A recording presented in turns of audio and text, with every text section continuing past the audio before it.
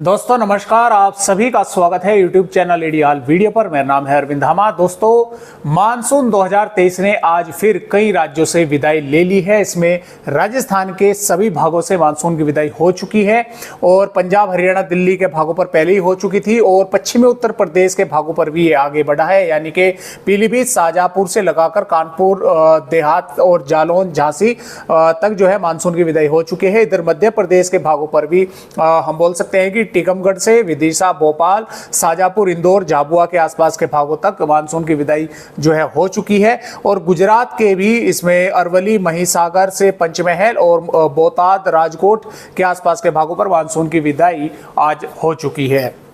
लेकिन अभी जो भारत के मध्य और पूर्वी और दक्षिणी राज्य है, यहाँ पर मानसून अभी बना हुआ है और भारत के पहाड़ी राज्य जो है यानी कि जम्मू कश्मीर, हिमाचल प्रदेश, उत्तराखंड के भी कुछ भागों पर अभी मानसून की विदाई नहीं हुई है। कुछ भागों से हो चुकी है लेकिन कुछ भाग अभी भी यहाँ पर मानसून है।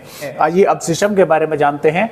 अभी भी यहाँ पर लो प्रेशर एरिया बना हुआ है, हालांकि ये काफ़ी कमज़ोर हो रहा है क्योंकि इधर से जो उत्तर पश्चिमी हवाएं आ रही हैं ये इधर राजस्थान, मध्य प्रदेश से, महाराष्ट्र से होती हुई और इधर हम बोल सकते हैं कि तमिलनाडु से घूमकर, आंध्र प्रदेश के दक्षिणी भागों से घूमकर और बंगाल की खाड़ी से इस सिस्टम पर पहुँच रही है, जिसकी वजह से जो शुष्क हवाएं इस पर पहुँच रही है उन हवाओं की वजह से लगातार कमज़ोर हो रहा है।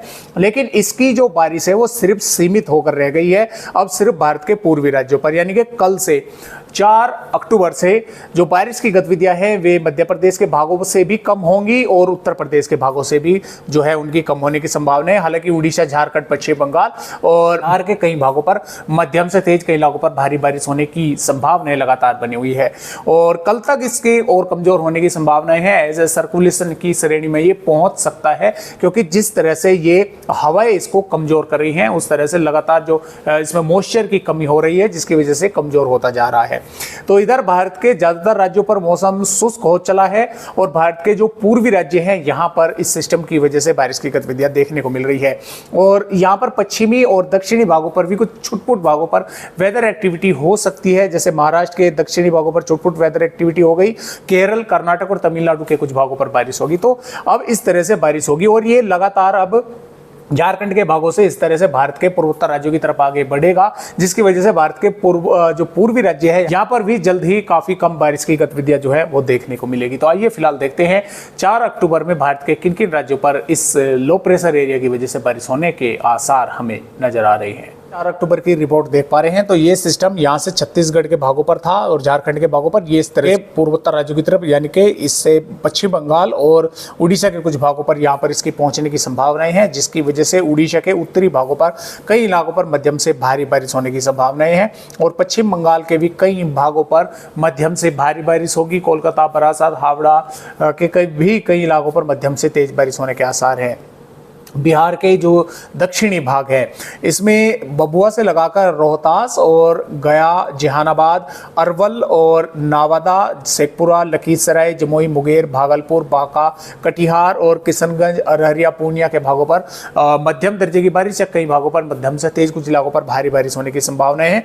बादल ज्यादातर भागों पर रहेंगे यानी कि पश्चिमी चंपारण, पूर्वी चंपारण, सीतामढ़ी, मधुबनी, सुपौल, अररिया से लगाकर और इसमें गोपालगंज, सिवान, सारण, वैशाली, मुजफ्फरपुर, बेगूसराय के भागों पर भी कुछ वेदर एक्टिविटी देखने को यहाँ पर मिल सकती है। अब बारिश की गतिविधियां छत्तीसगढ़ की अगर बात करें तो सूरजपुर, कोरिया से लगाकर और बलरामपुर, सरगुजा, जसपुर, कोरबा, रायगढ़ और बिलासपुर के आसपास के भागों पर ही देखने को मिलेगी हल्की बारिश या कुछ भागों पर, 1-2 भागों पर मध्यम दर्जे की बारिश का स्पेल जो है कुछ समय के लिए देखने को मिल सकता है। जो उत्तर प्रदेश के भाग है तो यहाँ पर क्या होगा कि जो मॉइस्चर है वो वैसे अभी इस सिस्टम की वजह से लगातार पहुंच रहा है, लेकिन इसमें अब जो है मॉइस्चर में कमी आ जाएगी जिसकी वजह से बारिश की गतिविधियां उत्तर प्रदेश के भागों पर भी कम होगी। लेकिन इसमें बलिया से लगाकर गाजीपुर, वाराणसी, सोनभद्र, चंदौली, मिर्जापुर, प्रयागराज, संत रविदास नगर, जौनपुर, आजमगढ़, मऊ, बलिया, देवरिया, गोरखपुर और अंबेडकर नगर, सुल्तानपुर के आसपास के भागों पर हल्की बारिश या 1-2 भागों पर मॉडरेट शावर जो है यहाँ पर देखने को मिल सकते हैं। और बादल जो है वो लखीमपुर खीरी, पीलीभीत, शाजापुर, हरदोई, लखनऊ और उन्नाव, कानपुर नगर से लगाकर प्रयागराज, फतेहपुर, बांदा, चित्रकूट और सीतापुर, बहराइच, बाराबंकी, अमेठी, प्रतापगढ़ के भागों पर भी रहेंगे। कुछ वेदर एक्टिविटी यानी कि अयोध्या, अमेठी, रायबरेली और प्रतापगढ़ के आसपास के भागों पर देखने को मिल सकती है। इससे आगे जो लखीमपुर खीरी, हरदोई, कानपुर देहात है, यहाँ सिर्फ बादल ही देखने को मिलेंगे। वेदर जो यानी कि बारिश की संभावनाएं हैं वो काफ़ी कम है, लेकिन अगर कहीं पर हो जाती है तो बहुत अच्छी बात है। जो पश्चिमी उत्तर प्रदेश है, यहाँ पर पूरी तरह से मौसम शुष्क देखने को मिलेगा। पंजाब, हरियाणा, दिल्ली के साथ साथ जम्मू कश्मीर, हिमाचल प्रदेश, उत्तराखंड, राजस्थान और गुजरात के भी ज्यादातर भागों पर मौसम पूरी तरह से शुष्क बना रहेगा। पश्चिमी मध्य प्रदेश के भागों पर भी मौसम शुष्क ही देखने को मिलेगा। हालांकि पूर्वी मध्य प्रदेश के रीवा, सिंगरौली, सतना, सिद्दी, शहडोल, जबलपुर, उमरिया के कुछ भागों पर थोड़े बहुत बादल रहेंगे, यानी कि थोड़ी बहुत वेदर एक्टिविटी कुछ हल्की या एक दो भागों पर हल्की से मध्यम दर्जे की भी कुछ जिलों के स्थानों पर ही कहीं पर देखने को यहाँ पर मिल सकती है।